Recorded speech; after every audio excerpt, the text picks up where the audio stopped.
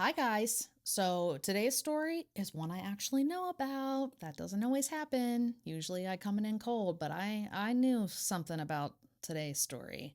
I remembered this bitch's name, Tammy Fritz. You don't forget a bitch like this.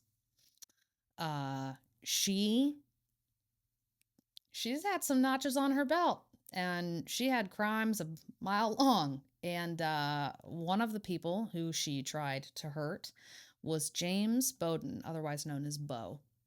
And what was he guilty of?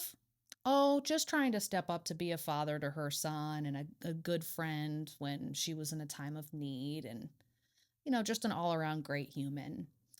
So stick around today to find out more about Tammy Fritz and the incredible James Bowden.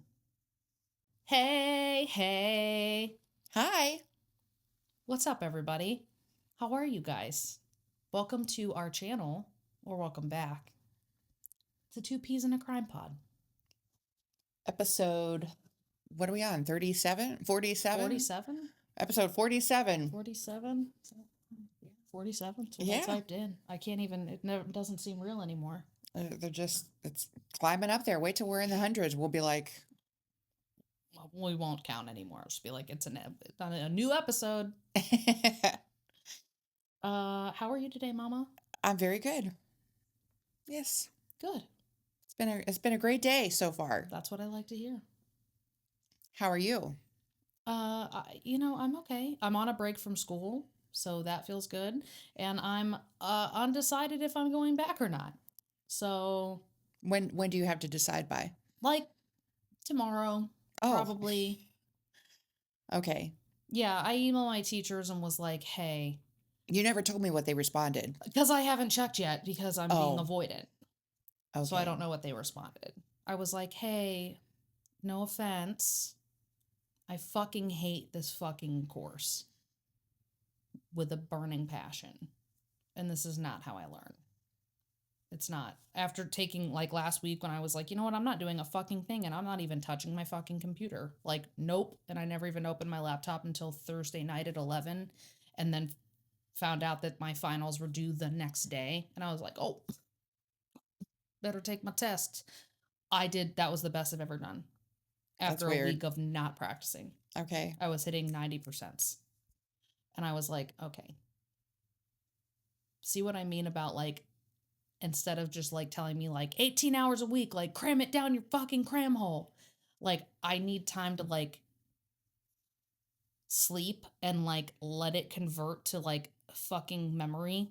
Mm-hmm. Like, everything is just like right here, like swimming around together, and I need to like let it go to the part of the brain that it wants to live in Yeah, to recall it from. Like, that makes sense. um, and I said, like, I really think I would have done better if instead of 2 courses and then into speed building, it was 3 courses. And the third course was learning the briefs. And I get what my one instructor was like, you're going to be learning new words. Like, language is constantly changing. You're going to be learning new business names, new people names, new words, new vocab, new slang.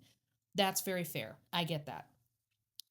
But when you have brief categories that are called like jury briefs and like jury charge briefs, and it's all like your honor and ladies and gentlemen of the court, obviously those things aren't going to change, and obviously they're so standard that there's like a little fucking subcategory for it. And maybe I could have learned all of those and had a leg up, and then yes, of course, continued to grow my dictionary. That would have But made sense. like, I think that there's just a lot of things that, like, instead of learning this much dictionary all at once, because yeah, Merriam-Webster's is hefty, we could have gotten like a good portion of it out of the way instead of building the entire dictionary. I mean, I know you. I know how your mind thinks. I know how analytical you are and I'm not saying this because I'm your mom. It just is a fact. You are a little bit smarter than most people. You analyze things and know things that other people don't.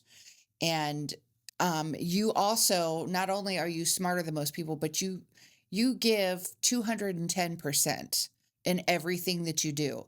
So when they say 18 hours a week, you're going to take that to heart and try to get that 18 hours in come hell or high water. I know you.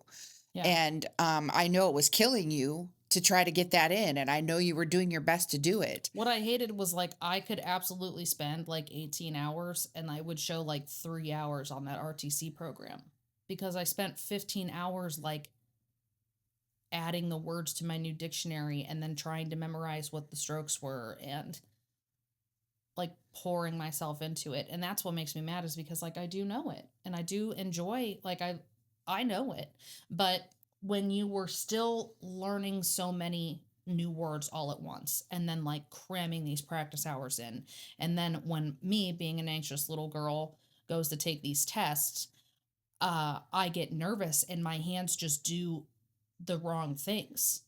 And so let's say that the particular test I'm taking keeps saying congressman over and over again. And there's like a correct brief for that that would be one stroke, and you stroke it and it goes congressman on the screen.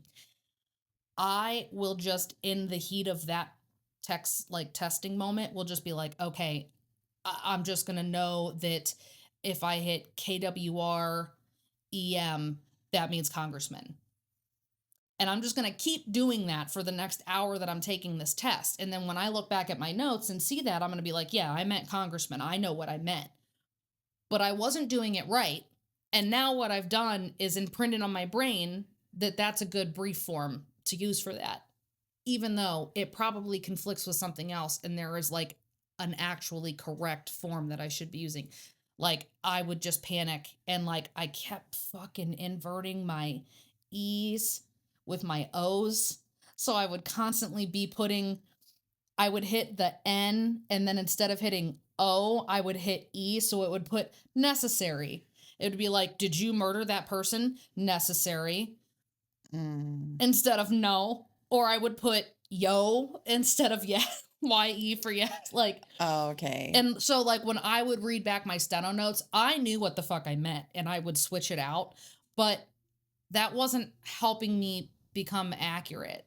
I typed it real fast. I typed necessary really fucking fast, as fast as they wanted me to. But my accuracy was shit. And it was hard to know if, like, that's okay. That's exactly how everybody else in your class is doing it. Eventually, the accuracy will follow. Or if everybody else in my class was not having those problems and they were at least accurate and either also had the speed or they were accurate and just didn't have the speed quite yet. Like when you're learning remotely in this digital format and this thing that is completely new to you, you're just like, hello, how am I doing? Yeah. And You needed more it seems feedback. a little annoying to have to reach out to my teachers every single day to be like, hey, reassure me, reassure me. Yeah. And they probably would have if I did, but that doesn't seem appropriate. I've never had to do that in any other online course Well, ever. that's the point I was making is that this course, knowing you the way that I do, if it seemed fucky, it was fucky because you get things like that way quicker than most people. And I know when you age, it takes a little bit more time Yeah. to really get things, but I know you. And if it was that hard for you and you were putting that much work into it, then there's something wrong with that program. It's like you're supposed to move quick. And for the shit that we learned, like that really was embedded from the first course and the second course, like for instance, you hit the T and the E at the same time, and or wait, no, that's I'm sorry, the T and the E at the same time is and those little briefs that we had learned the first time, like that shit that we had like ingrained over the past 4 months or whatever, that like really was there for me. And when I heard it like in real time, I was like, boop, done. Okay.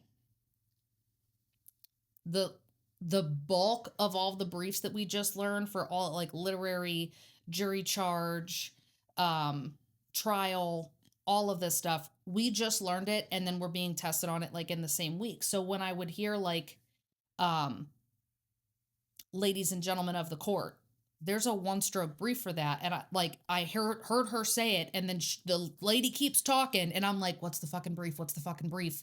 And in that amount of time, I should have just tried to put ladies and gentlemen of the court and keep going, but I've like lost time because my brain was like, I know there's a brief for this. What's the fucking brief for this? Well, it's there. And you're behind. Now you've Now lost her. you don't know where you're at. And if I had just had a couple more weeks to like get the basic briefs memorized, you wouldn't lose that time, like, I don't know. I like I said, I'm torn. It's upsetting because I do like the shorthand language, like I get it. So I'm not going to walk from it entirely, but I feel like I could practice at home and build speed at home without this fucking program. If all of their fucking knowledge and wisdom that they're going to impart on me was download this program and then buy this book for $65 off of Amazon called Brief Encounters, and there's literally 70,000 words and phrases already briefed for you, so you can just read That's that crazy. book and input Who them. can remember that? Yeah, Who can remember those briefs? It's wild. It is. So they were like, yeah, buy that book and use this program and just practice. You just have to practice till you get it. That's like a fucking $100 seminar that you pay for. And they give you those 2 little tips. And then you leave the seminar and you paid your $100 and you got your book out of it. And then you go home and you're just teaching yourself anyways. Like, what the fuck am I paying the college for? Yeah. Because I get like they put together these tests, but I mean, it sounds like the course is not made to be passed. It sounds like it's just a money grubbing. Well, somebody must pass it or they wouldn't. I mean, they have to have like statistically people must be passing it. But I'll tell you what demoralized me is when my study buddy texted me that she was quitting. That's when because she was even more diligent than me and she was getting it better than me and her speeds were better than me. And she was putting in every single fucking second of practice work that you needed to. And she works a full-time job and she's got shit going on. And she was waking up early and staying up late. When she texted me and she was like, yeah, I'm done. I can't do this. That's when I was like, you know what? I hate it here. Oh. So yeah, I don't know. We'll see. Like I said, I'm not walking from it. I bought that $65 Brief Encounters book and Well, you bought that machine. And I bought the fucking machine for whatever, couple grand or whatever. Yeah, but this program's just, I don't know. So they have other programs. At other colleges. Yeah. That maybe are more doable. Maybe I'll find a Reddit.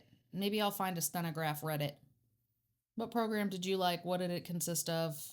Pros, cons? I'm sure somebody's... Yeah, you need to do some research into that. Yeah. Because you have put an awful lot of time and effort into this just to have it go. And I feel like I could do... Like, I am building speed. And week by week, speed was building. And fluency was building. When I had time week by week to memorize the fucking briefs that I was being taught. You know what I mean? Yeah. Like... It's doable. I know that it's doable. And obviously, yeah, the best way to do it is to like stick at it and to just dive into it. That's just fucking like, again, that's not rocket science. That's just like, duh. You practice it, you'll get better at it.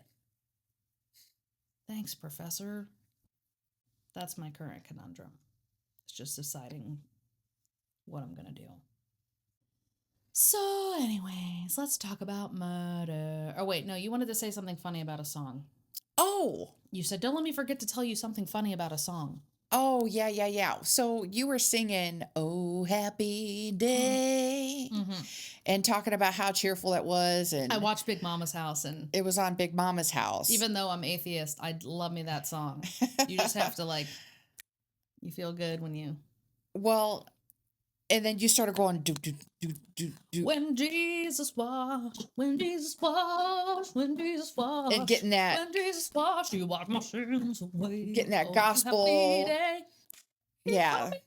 Gospel church, full, full gospel church. Because my stepdad, who's in a Hall & Oates cover band, bought some like frilly 70s wild looking shirts. And a lot of the color schemes were orange. And that's totally 70s and that's totally Hall & Oates. And I get it. but he also has this purple paisley shirt with like a purple's not a good description. It's a lilac paisley shirt and a Silver.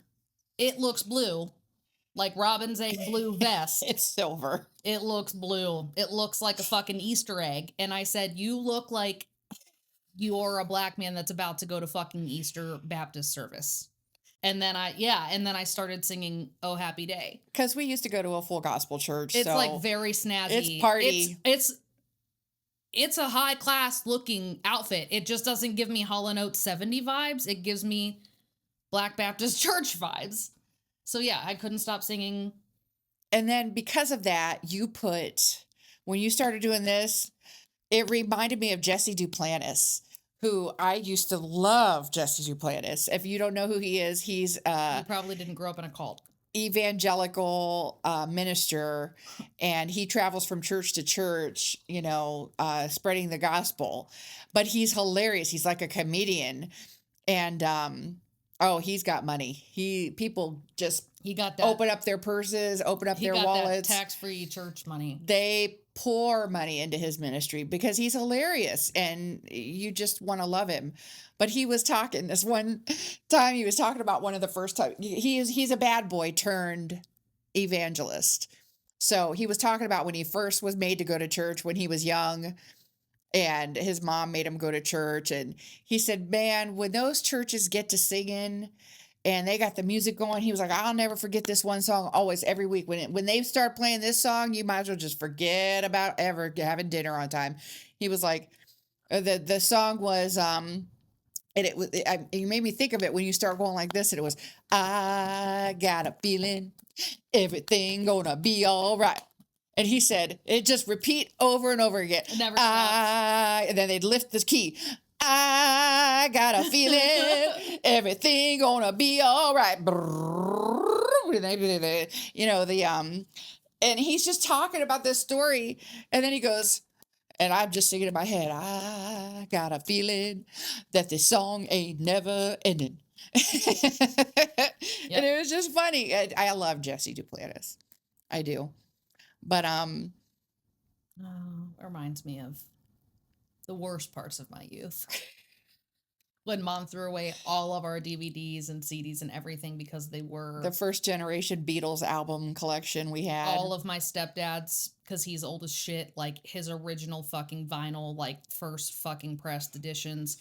And we couldn't even give it to Goodwill because she was like, oh, so now a perfect stranger can listen to this devil music and invite the devil into their spirit. That's what you want for strangers? No, we have to destroy it maliciously in the name of Jesus. And we just had to take our CD collection and Chris's original vinyl collection, and we just set it out at the curb and watched the dump truck just and that was it. And then all we had in the house to watch was VeggieTales, Jesse Duplantis, all of comedy. Yeah, there were like 6 or 7 Christian comedy acts. Yeah. And we watched a fuckload of Narnia. Yes. We watched the old one, the original one, and the new one 1 million times. Yes, we did. Calmness. Yes. Oh my God. People, if my friends that know me probably would have no idea that I know every fucking word to the Chronicles of Narnia. Every word. I could write out the script. Yes. I will have to say, those VeggieTales were pretty good. They were cute. They were. They were all right. Yeah, we went. I do love God is Bigger Than the Boogeyman. We went a Bigger little. than Godzilla and the monsters on TV. God is bigger than the boogeyman. He's watching out for you and me. Oh my God, I don't remember the songs. There's never, ever, ever, ever been a show like VeggieTales. Yeah, and the cucumber played the fucking tuba. It's probably what made me the tuba player. Lead my life to the tuba was God. God led me to the tuba, the sousaphone, if you will. God gave me a car. It's kind of funny because while we were at church, Pastor Mike was saying, wait till you're into church for a while And he was talking about tithing and how you tithe your 10% and then you offer above that. So your tithing and offering is not the same. You tithe 10% and then you offer more. It's And like gambling. You offer more, and maybe God's going to give it back to you, pressed down, shaken together, and and running over. running over. And it's not a maybe, it's definite. And Pastor Mike said, just wait till you get your first car from God. And then I got my first car from God, and I couldn't believe it. What car was that? My blue Mazda. So I was in school, I was in nursing school, Oh, wait. and I had to take the bus. This was after we didn't speak. Was it? God didn't give you that car. You had already like denounced the fucking church and said fuck all that when you were in nursing school. No, God gave me that car. I was in nursing. God gave me that car even though I said fuck the church. I wasn't even in the church anymore. When we stopped talking, did you go back to being like, I don't know, maybe Jesus was onto something? No, let me tell you the story. Okay, go ahead. Okay, so I was in school and my car got repossessed because I quit my job to go to school. So I'm at Brown Mackey and I have to take the bus to and from school. But the bus stop isn't close to my house, so I have to walk a couple of blocks. And there was a blizzard. And I had to walk home and I was freezing and I had this huge roller book bag that had all my heavy nursing school books in it. And I called Chris and said, could you just drive to the bus stop and pick me up in his Jeep? And he was in the middle of a recording session with Sam Stewart, our music director Of the church. of the church. And Okay. he was recording his originals. And This might. Was this when we lived in Perry? Or is this when you No, lived on it's Wales? Wales. Oh, okay. Wales. Okay. So Chris asked Sam if it would be okay if he just went and picked me up, and Sam was like there listening to the conversation. And next thing you know, Sam told God to give me his car. So God gave me a car. But God told me to give Sam my Prince electric grand piano that was in the Prince movie Purple Rain that he played there. I had one exactly like that. And God told me to give it to Sam like 4 years before God gave me a car. So God was planting seeds he was. all over creation. That's the deal. So I got it together, pressed down, shaken together, and running over. That car was worth a whole lot more than that piano. So it delivered. This is true. I'm telling you. And I even had said, fuck the church, but God was like, no, I still love you. God had to make good on your offering. Yes. I get it. But I got a feeling everything gonna be all right. We're music happy people in this day. family. We're music people in this family. When Jesus washed. When Jesus walked. When Jesus washed. All right, we got to get into the case. We have to do the case. I could sing that song all day, which is the problem. Okay. All right, what's the case, Mama? This is a sad case, but not entirely as bad as it could be. But Okay. let's see if you've heard of this. James Bo Bowden. His name is James Bowden. They called him Bo. Didn't we do? Isn't the Bowdens the Ohio massacre? Or Roden was it? I can't remember. In my the brain. Roden family. I think you're right. I think it's Yeah. Roden. Also, Tammy Fritz. Does that name ring a bell? Yes, that does ring a bell. Tammy Fritz. This is ringing a bell. The names are. I can't think of the. I'm sure as you speak, it'll ring a ding in my head. All right, let's get into it. James Bo Bowden and a man named Richard Fritz, who went by Rich, became friends when they served in the U.S. Army together. Okay. Okay. In June of 2001, Rich Fritz died unexpectedly from a sudden illness. Do you know this? Yes. Okay. He left behind his wife, her name was Tammy, and their young son. Oh, good. I love it when you know the case because you always have so much to add. Yes, I do know this one. Okay. Okay. So, uh, about a half a year later, no, I'm sorry, about a year and a half later, in December of 2002, Bo moved into Tammy Fritz's Colorado Springs home with her and her son. So the way you said it was maybe not confusing for everybody, but you said that they served in the military together and Fritz died. They weren't active duty anymore. They were home. They were home from service, and he was home living with his wife and his young son, and he just randomly fucking died. Had been in perfect health before, randomly dies. Nobody can figure out why, and then he gets cremated. So nobody knows why. Right. So Thank you for clarifying. Tammy and the son are now father, husbandless, kind of struggling a little bit, grieving, trying to deal with this. And Bo is like also home, you know, dealing with like PTSD, readjusting to life outside of the war zone, and says like, well, why don't I move in and help you guys? We could help each other, have like a family. It wasn't a dating situation. No, not at all. He had his own room.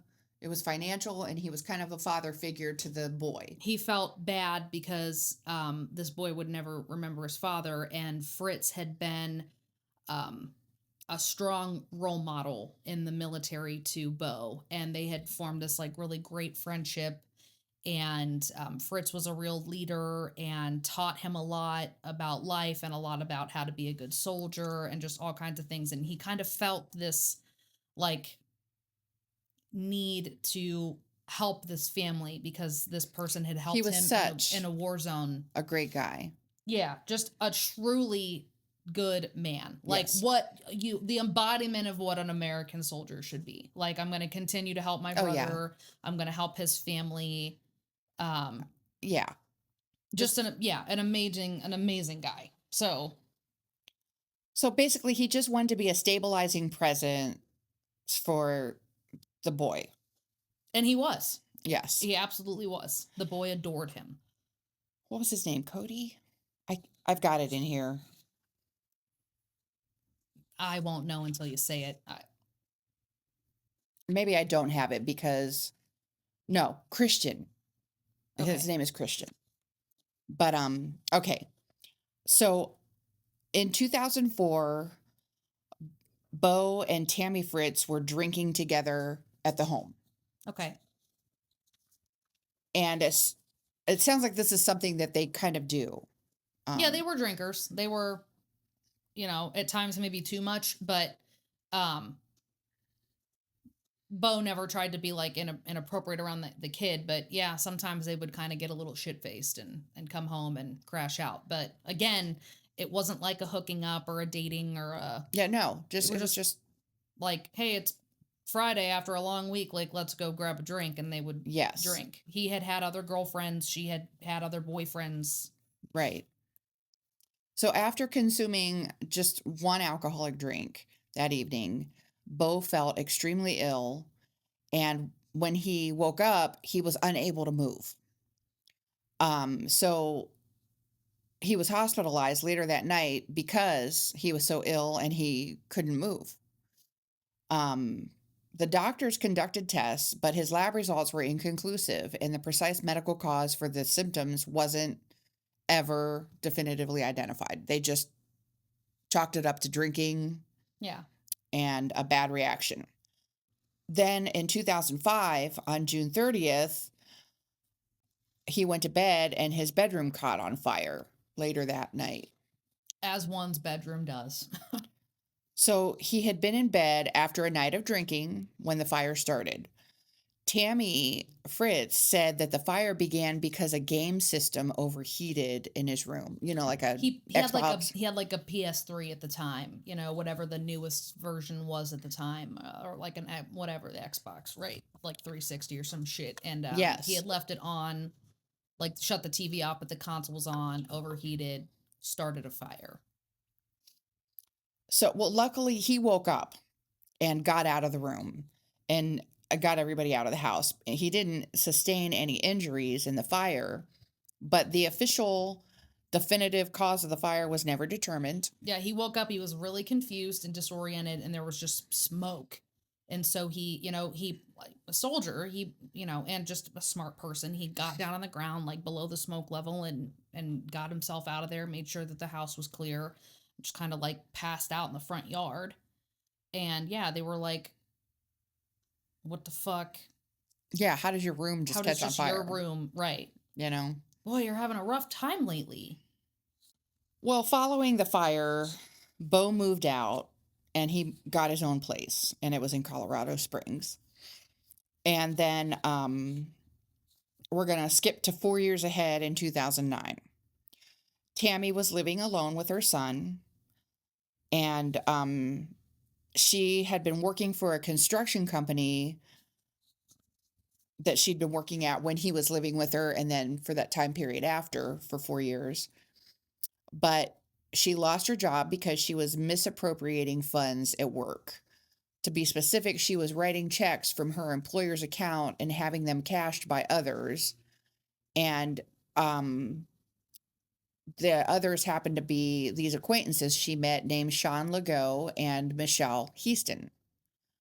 So the workplace misconduct appears to have been part of this broader financial wrongdoing investigation, including identity theft, credit card fraud, and check fraud. So they were investigating her about these things. Yes. She didn't know she was being investigated, but she did lose her job. Yeah, her job found out enough to like can her, but she didn't realize that like the police were like on to how long that had been going on, and that it was you know deeper, and um that's how she had been coming up with money for a while now, on top of her, like, her income was modest, but then she had been scamming all this extra money. I'm sorry, I'm gonna itch my nose for the 55th time. It's all My nose is tickly. itchy too. I feel like I've got nose mites. Goddamn nose mites. Is that even a thing? It should be. All right. So there was a man and woman. It's Sean Legault, who was 43, and Michelle Heaston, who was 41. They were a couple who were homeless and struggling, and they didn't have a home, a car, a job, or any money. And they first encountered Tammy Fritz in Colorado Springs. Apparently, she offered them a place to stay in her home and help with basic needs in exchange for their presence and companionship. Over time, the arrangement evolved into a more troubling dynamic. Help me with my crimes, and I'll give Yeah, you a place to stay with my young son. yeah. So, what the relationship looked like, they moved in with her and her son, and they didn't just live there casually, according to their son, her son, Christian. They became very close associates in her life and activities, including socializing and substance use. Yes. So, according to Christian, the son, they frequently used drugs together, and then all three of them spent a lot of time in the bedroom that Bowden had previously occupied. So, we Who knows know, what they were doing? yeah. I do He, remember he said that the woman was like seemingly nice to him, at least. Like, he has memories of her like having like at least some like nurturing skills about her, not his mom, but the Michelle woman. But that the guy was just scary and just bad news, like having him around was terrible. yeah, he later described tension and aggressive behavior with Sean. So, I was just getting ready to say that. Oh.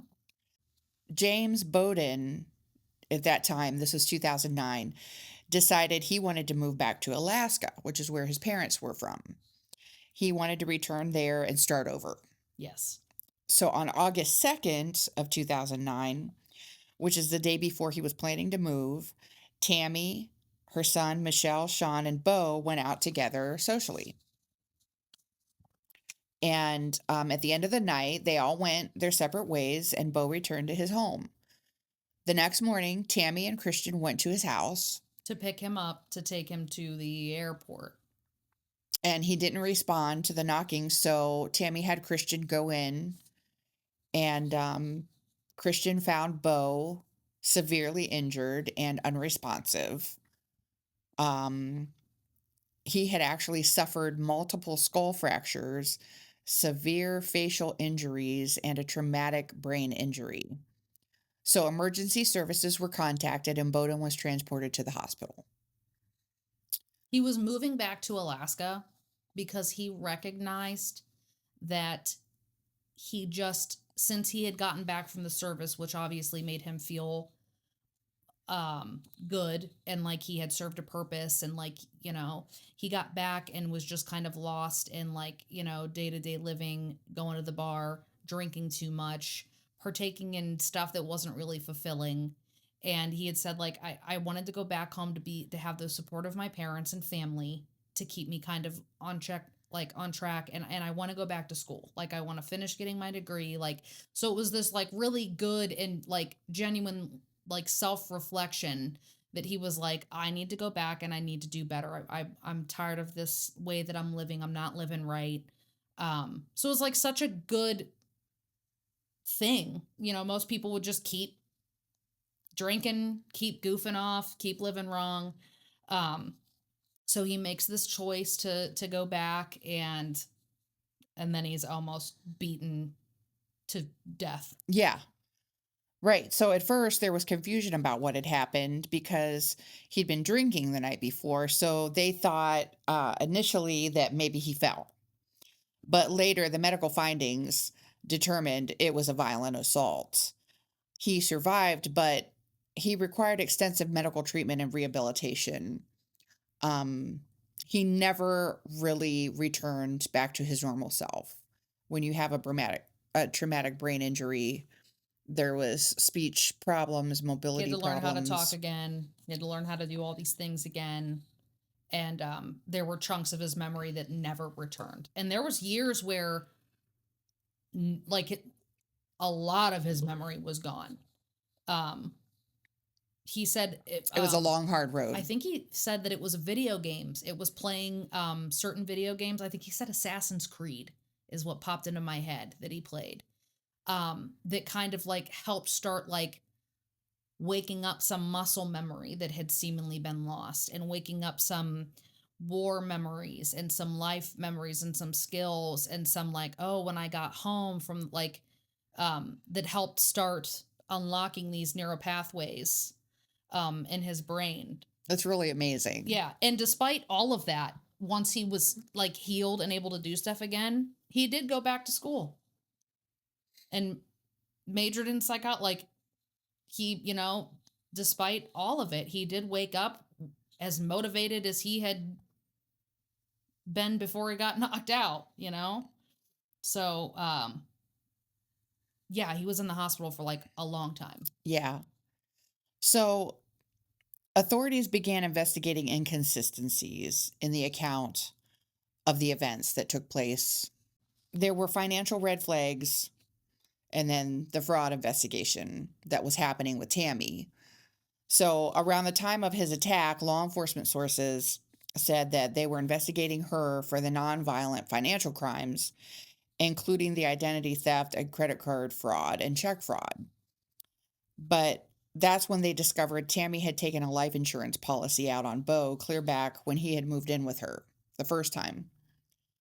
And when Bowden's mother learned of the life insurance policy, their family, and especially Rich Fritz's mother, which was Tammy's first husband that just up and died. The husband, the father of Christian, her husband that was Bo's friend. Yeah, they expressed suspicion that Tammy may have been involved in her husband's death, though no charges were ever filed. The mom had said that Fritz was always like very adamant about not wanting to be cremated. He wanted to be buried. And I remember saying this at certain parts of my life. Like, even though I agree that it's wasteful for land, like, where the fuck are we all going to end up buried? Like, it doesn't make sense. Something doesn't sit right with me about being cremated. I don't know. I felt that way too. Um, if I ever get cremated, if I decide, you know, it's strictly because I was like, okay, Courtney, there's no room for your fucking lard ass. Like, just do the thing. But I guess that this is a talk that had come up, and his mom was adamant that, like, this is a talk that could come up, especially because he was a soldier and, like, the chances of him dying were greater. And he made sure to say, like, I don't want to be burned. I want to be buried. And he died so abruptly and mysteriously. And then Tammy was like, cremate him. And his mom was like, that's not what he wanted. And she was like, that's what he told me that's what he wanted. And his mom was like, I fucking know that that's not what he wanted, but she's his Right. next of kin and there's nothing I could do. Yeah, once you're married. And at first it was like, that was just upsetting, but not necessarily unsettling. But then as other shady shit started going on, it became like, I wonder why she was so dead set on having him cremated. Yep. Oh, because now we can't do like an autopsy or, petition to have him dug up and. Well, yeah, because we had the suspicious illness after drinking with her that Bo experienced and he couldn't move his limbs. I mean, obviously he was poisoned with something. Oh, yeah. And she had this insurance policy out on him, so she's trying to kill him. And then there's a fire and he's passed out and she's hoping he's just going to die in the fire of smoke inhalation or something. Yep. And these are all the suppositions that the police are. And she was the one who had reached out to him and said, I could really use a roommate. And she was saying all these things that like really like piqued his interest and like spoke to and like pulling on his heartstrings. Like, my boy needs a man around and a soldier and this and that. And then when he got there, she said like, well, I have a fireproof safe and a safe place for all your documents so that you don't have to keep that in your room. And she was keeping like his social security card and all of his shit. And he thought nothing of it because he just trusted her, unassuming. And yeah. So she had been able to scam because she had his social security number and all of his fucking documents. And if he was getting ready to go back to Alaska, that's all the chance to fucking kill him for the insurance money and the access to his stuff is gone. Yeah. So the investigation revealed that Tammy had solicited others to kill Bo, and the motive was the insurance money. Split the money.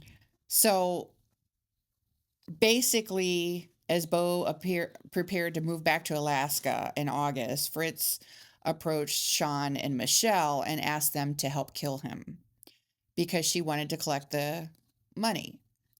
So Sean... And remember, they had been homeless drug addicts, so they were like, okay, more money, and you're still going to let us live here? Like, whatever. Yeah. Sean Legault agreed to be directly involved, and Michelle Heaston participated, but the extent of her involvement was less than his. According to Sean, when they were interrogating, Michelle and Sean, on the 3rd, the three of them, Tammy, Sean, and Michelle, went to Bowden's home, and Sean beat Bo with a blunt object, reportedly a baseball bat, leaving him with a traumatic brain injury. So, in May of 2014, it took a while for all of this to come together. A grand jury indicted... Well, because he was absolutely no help in his own case. He couldn't remember a fucking thing. Yeah. So. They indicted Tammy, Sean, and Michelle 5 years after the assault on Bo, and the charges centered on attempted first-degree murder, solicitation to commit murder, and conspiracy to commit murder. Yeah, the delay came because the assault was not immediately recognized as murder for hire. It took all that investigating. Like you said, And it wasn't like he was immediately able to remember that he had previously had this weird fire and he had previously been maybe drugged. Like, all of it was gone, And so without all of those little pieces, brutal. You're not seeing the bigger picture here. Right. Sean pled guilty to attempted first-degree murder. He admitted to attacking Bowden with the blunt object, and in 2015, he was sentenced to 25 years in prison. His plea agreement avoided the trial, and he later became eligible for parole under the Colorado sentencing rules. Yeah. Well, he flipped. They flipped on Tammy so fast. Oh, yeah. Michelle pled guilty to first-degree burglary. She received a 15-year suspended sentence, parole, and supervision conditions. Tammy went to trial in 2015, and prosecutors argued that, she orchestrated a murder for hire plot to collect on a life insurance policy. Their case focused on testimony from Sean and Michelle, evidence of solicitation, the timeline of the attack, the financial instability and workplace misconduct it all tied in, and the prior suspicious incidents in 2004 and 2005. The jury ended up convicting Tammy of 2 counts of attempted first-degree murder, 2 counts of solicitation to commit murder, and 1 count of conspiracy to commit murder. The jury determined that she had actively recruited others to kill Bo for financial gain.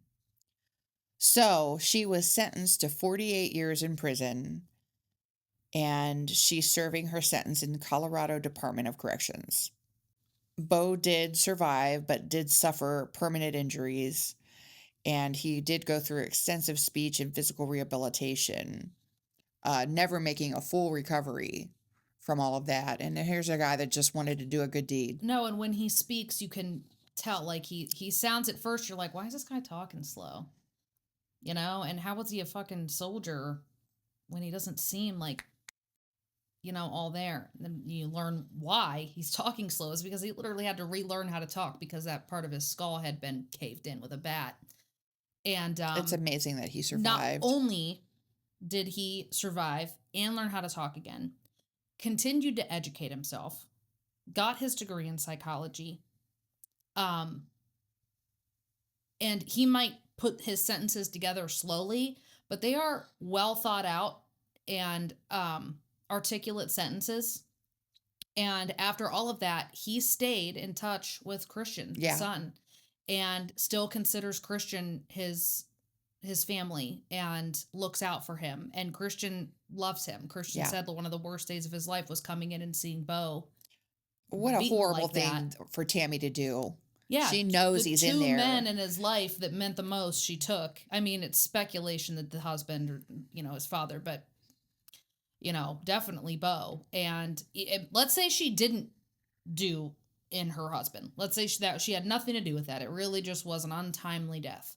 When you have this other man that comes along that has stepped up and been a father figure to your son, you think that you would.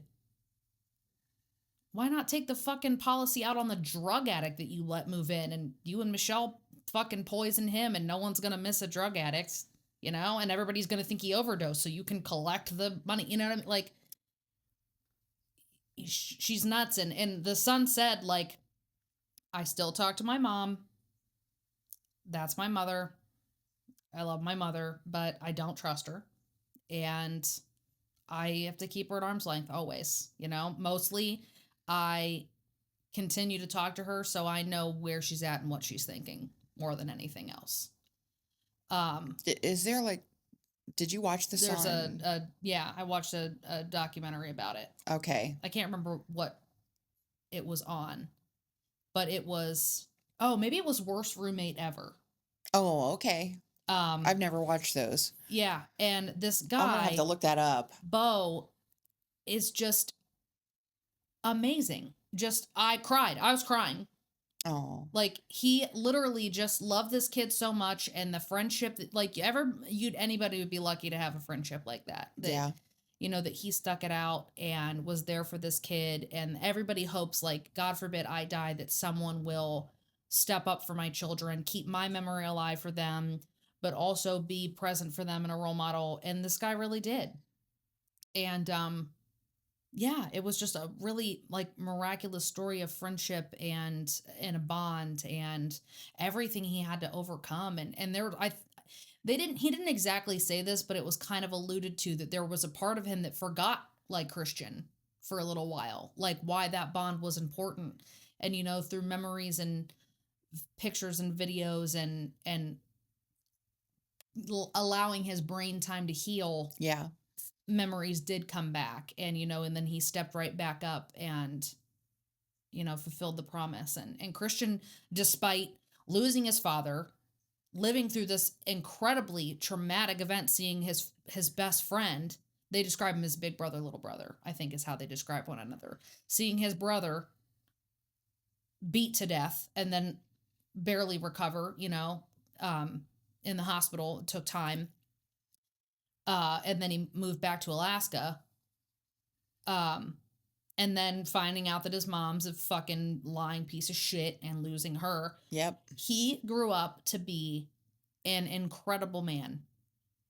Just exactly just like his father and Bo. Just a typical American soldier mentality, reliable, dependable, trustworthy, honest, hardworking, smart. Like, it's amazing. Their stories are inspiring. It is. It really is. I mean, there's so many terrible things that happened that This kid had everything working against him, like Yeah. every reason. And he admitted like he went through a phase when Bo moved out and the shitheads moved in. He went through kind of like a rebellious phase, like what's the fucking point? And his grades dipped and he was kind of being a teenage shithead. But for himself, he snapped out of it. Like, you know what? They're shitheads. I don't have to be one. Yeah. You know? Yeah. Yeah, just an amazing story of the human spirit, both on Bo's part and on the son's part. And in the memory of Fritz Sr., that Yeah, Rich. we never know Yeah. what happened. We can all speculate. The son certainly thinks that he was murdered, and he said there was some weird shit going on that he, like, in hindsight, he remembers. Wow, this piece of shit woman, so selfish. And I think Fritz's mom said that her son had come to her and said, like, I'm trying to do everything to make Tammy happy, and it's just the bar just constantly lifts, and I feel like I'm never making her happy enough, and I'm killing myself with these jobs trying to make her happy, and I don't think I can keep living like this. And now she's not happy, so she's being a bitch, and like, I can't do this, but there's no way that I'm going to get a divorce and give up my son. Like, if we leave, like, I'm going to fight for, like, I'm going to be the one that's taking care of my son. And like, fights had been going on at home, and he must have said something like, I'm going to leave, but the boy's coming with me. And Tammy thought, Something. like, the fuck you are Yeah. gonna leave me? Like, nope. Yeah, she was just an evil, cold-blooded, selfish, can't even call her a human. Yeah. You know, she was inhuman. Yeah, just out for herself and money and greed and Yeah. yeah. Just everything But is the opposite but of Bo everything and her husband. is the depth of her deplorable behavior. You know, if this is normal and she dove all the way down here. Mm-hmm. What I love about this story was it matched and countered in The Bo's survivors. behavior and the son's behavior. They showed the other half of human behavior. Yes. How strong you can be, how forgiving you can be, how much growth you can achieve, how much you can overcome. I love to see, and if someone treated you this bad and you only ever made it back to here, good the fuck on you. I'm not judging you. Right. But I love this story that they were like, we're going to climb and we're going to rise and we're going to rise so far past this. Yes. It was It's incredibly inspiring. Yeah. Totally. Bo especially, like I said, like when you first start watching it, you're thinking like, how was this guy a soldier? You know, and then you feel like once you realize you're like, then I felt like a piece of shit. I was like, oh, that's why he seems a little bit like slow because he's had his head beat the fuck in. Yeah. And he's and what else was that he is very funny and a sweetheart, and he was talking self-deprecating. He was like, the only reason that I ever fucking didn't die in war and that I wasn't a complete piece of shit screw up is because I had Fritz watching my ass. And you know, he's kind of talking about him, he describes himself as an idiot, like a useless idiot, and you're listening to him and you're like, yeah, you kind of sound like a useless idiot. Like, you know what I mean? Because he, like I said, he was a little bit more deliberate and Yeah. slow in his speech. But then, like I said, there was nothing idiotic about the way that he could speak eloquently and the way that he was able to recall memories that he had to work so hard for. And the way that he stayed dedicated to his brother, his little brother. And Yeah. yeah, it was amazing. He's an amazing person. Well, that's all we got for you today. But This one's for Bo. if you hung out this long, let's leave Bo a purple heart. Absolutely. And again, if you're not already subscribed, please consider subscribing or liking or commenting. We drop our episodes 3 times a week, Tuesdays, Thursdays, and Saturdays. So make sure you tune in for the next one. We've got some good stories coming up. Yes, indeed. Thanks so much. All right, guys. We'll see you next time. Bye-bye. Bye.